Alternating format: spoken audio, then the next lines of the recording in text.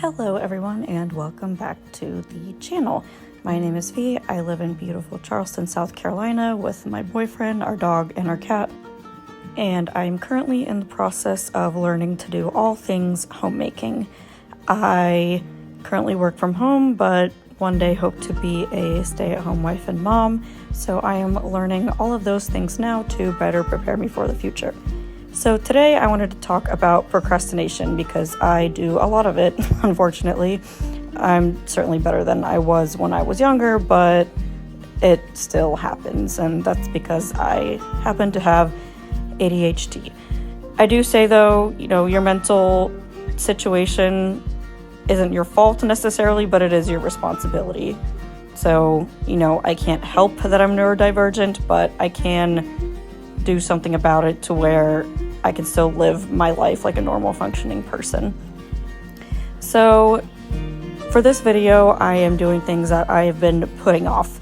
And one of them is this little firewood holder situation that I bought literally when my boyfriend and I first moved into this apartment, but I just kind of left it in the box and didn't touch it. And so I decided that, nope, it needs to be done. So that is what I'm doing here. It honestly went much quicker than I thought it was going to, and this big scary task that I had been dreading for months turned out to take like 10 minutes max. So how do I finally get around to doing things I've been procrastinating on?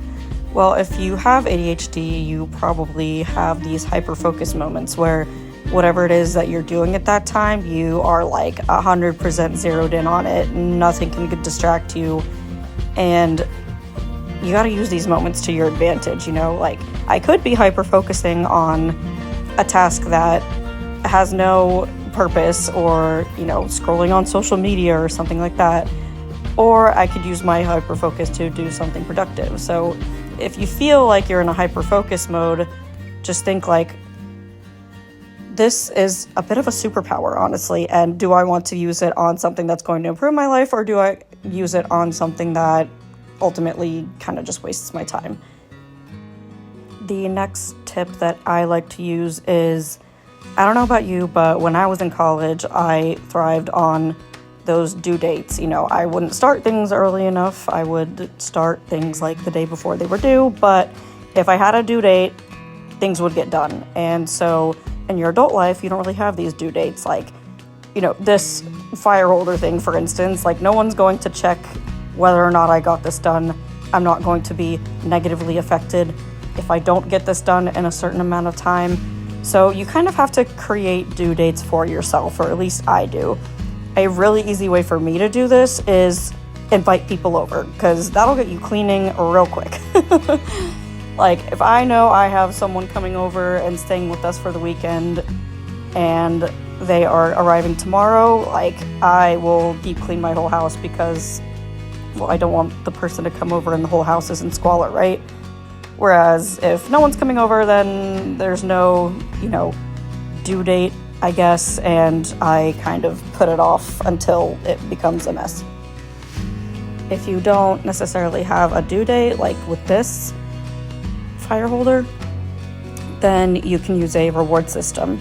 So I want a sweet treat, but I only get the sweet treat after I finish doing this. You've got to be self-disciplined, unfortunately, with stuff like this, because that's just the way to get things done. I say all of this though, but I think it's also important to remember to not beat yourself up. If something takes a little longer to get done and it maybe isn't done in the time frame you would like, but you do end up doing it, that's okay. We are human, we're not meant to be perfect, and that's enormous talk coming from me as a kind of perfectionist. It's really inconvenient having ADHD and being a perfectionist. Those two kind of clash. But yeah, anyway, basically you're doing enough, you are enough, and sometimes things aren't going to get as done as quickly as you would like them. And that's all right.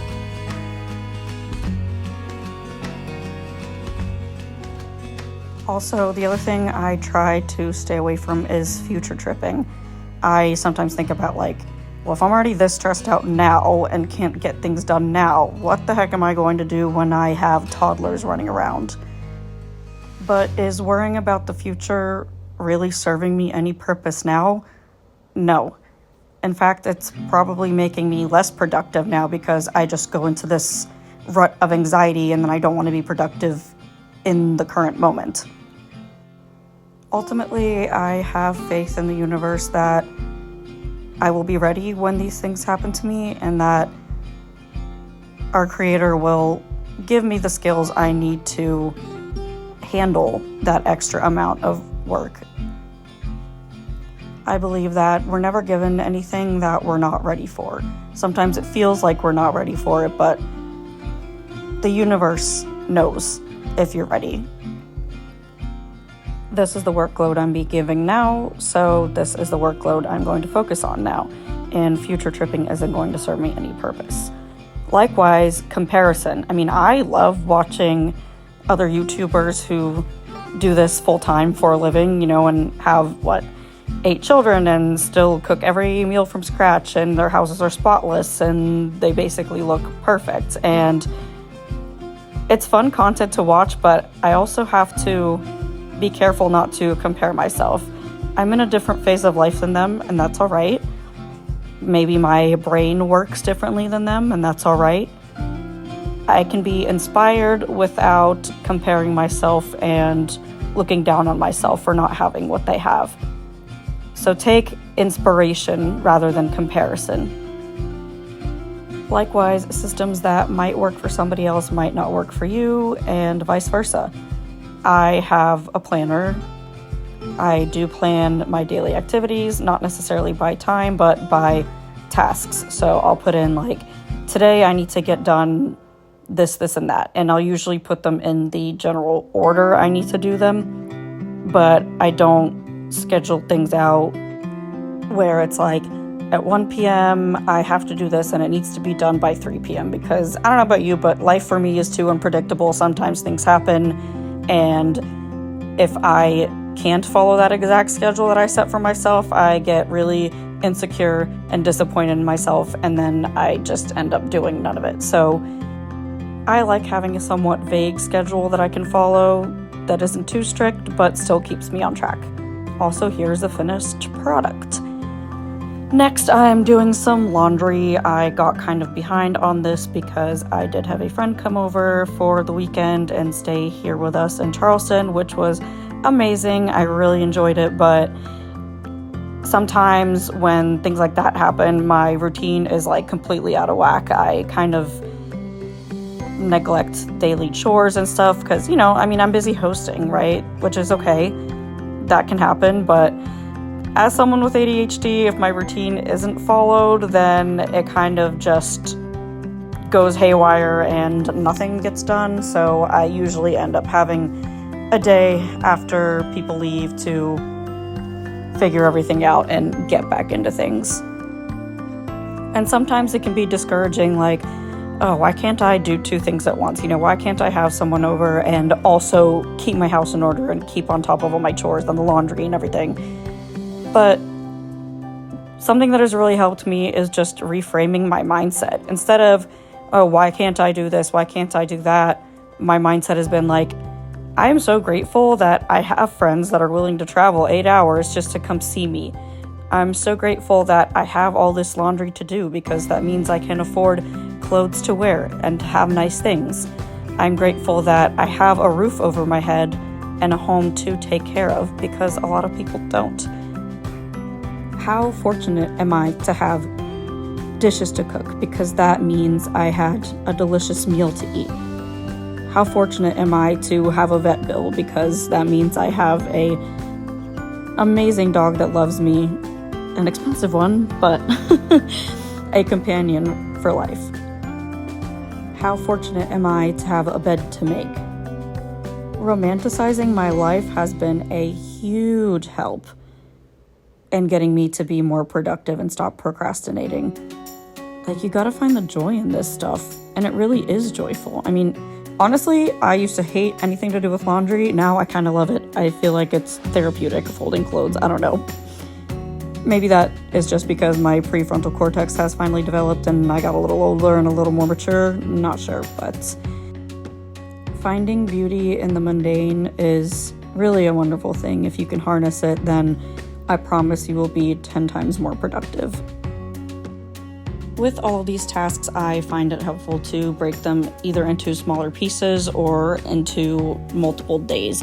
If I do everything at once, that feels super overwhelming, and that means that the next time I think about, oh, I have to do laundry or something, I will remember that feeling of overwhelm and I'm not going to want to do it, and then it piles up, and then I do end up doing it and it's overwhelming and the cycle continues.